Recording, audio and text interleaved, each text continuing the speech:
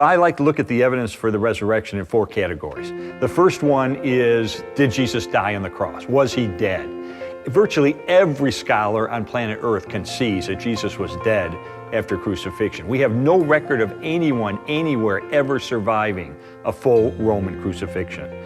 Even the Journal of the American Medical Association published a peer-reviewed scientific medical study of the evidence for the death of Jesus and said clearly the weight of the evidence indicates that Jesus was dead even before the wound to his side was inflicted.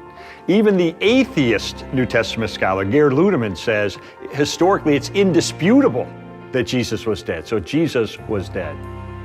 The second category of evidence is the early accounts we have for the resurrection.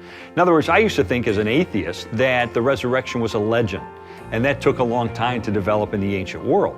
But what I learned is that we have preserved for us a creed of the earliest Christian church, a creed that is an eyewitness-based report of the resurrection of Jesus. Now, this creed has been dated back by scholars to within months of the death of Jesus. Within months. That is historical gold. So we've got a news flash from ancient history on the resurrection. Third category of evidence is the empty tomb. And the best evidence for that is even the opponents of Jesus implicitly admitted the tomb was empty. Because when the disciples began proclaiming that Jesus had risen, what the opponents said was, the disciples stole the body. Now they're conceding the tomb's empty, they're just trying to explain how it got empty. So everybody's conceding the tomb was empty. How did it get empty is really the issue, and that goes to the fourth category of evidence, which is eyewitnesses. You know, for most of what we know about ancient history, it comes from one or maybe two sources of information.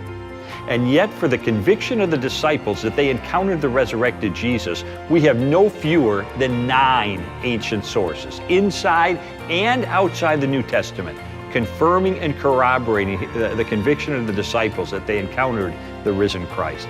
That is an avalanche of historical data. So you put all that together and you have a really good case for Easter.